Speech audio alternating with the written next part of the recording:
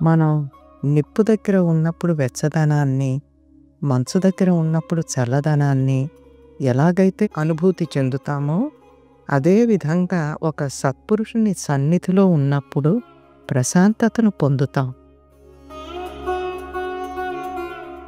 తీవ్రమైన తపన ఉన్న సాధకుడు తన గురువుని తప్పనిసరిగా గుర్తించగలుగుతాడు. మాస్టర్లు కాకమునుపు వారి జీవితాలు ఎలా ఉండేవో, ఎంతటి నిజాయితీ, సహనం, ఉదారత్వం, కరుణతో వారు ఆ స్థాయికి చేరుకున్నారో తెలుసుకోవలసినది చాలా ఉంటుంది. వారు ఏ పరిస్థితుల్లో అంత ఉన్నతంగా ఎదగగలిగారో తెలుసుకుంటే అవి మనకు చాలా ప్రేరణాత్మకంగా ఉంటాయి. ఒకరోజు సాయంత్రం బాపూజీ గురునానక్ మరియు వారి శిష్యుల గురించిన కథ చెప్పారు. ఆ కథ ఇప్పుడు చూద్దాం.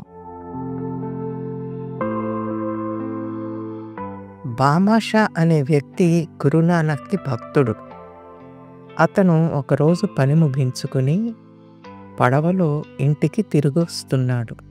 ఉన్నట్టుండి తుఫాను కారణంగా ఆ పడవ ప్రమాదంలో చిక్కుకుంది.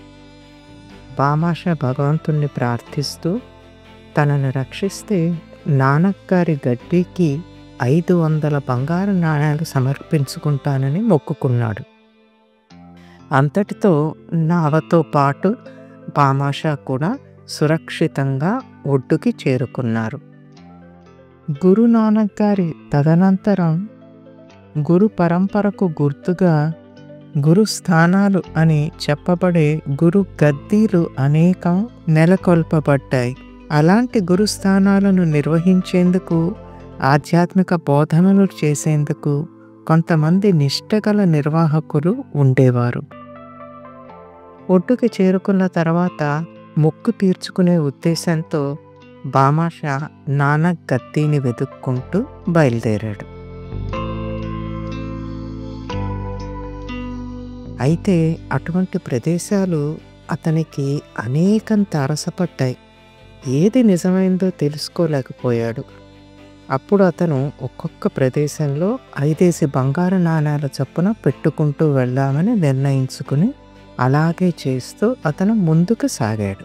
అలాంటివి దాదాపు 100 ప్రదేశాలకు వెళ్ళినప్పటికీ బామాషా హృదయం మాత్రం తృప్తి చెందలేదు.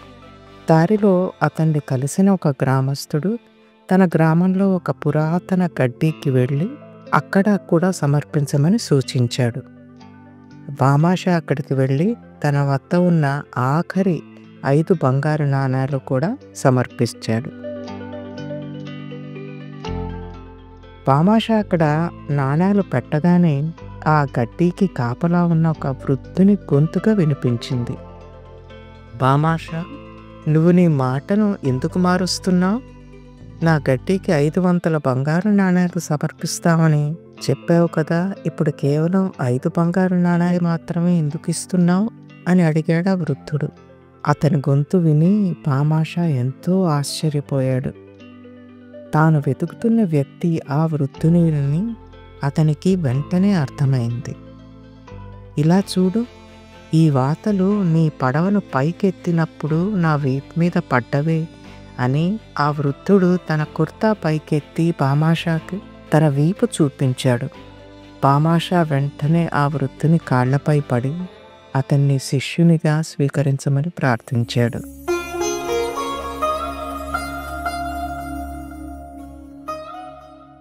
చూశాం కదా, ఒక వ్యక్తి హృదయపూర్వకంగా గురువుని ప్రార్థిస్తే ఆ శిష్యుని రక్షణకై గురువు ఎంతవరకైనా వెళ్ళటానికి సిద్ధంగా ఉంటాడు. నిజమైన భక్తుడు తన అసలైన గురువుని కనుక్కోగలుగుతాడని బాపూజీ అంటారు. గురువుని గుర్తించే సునిశ్చితత్వం, శరణాగతి, ప్రేమ, భక్తిభావాలు మరి ధ్యానంతోనే సాధ్యపడతాయి.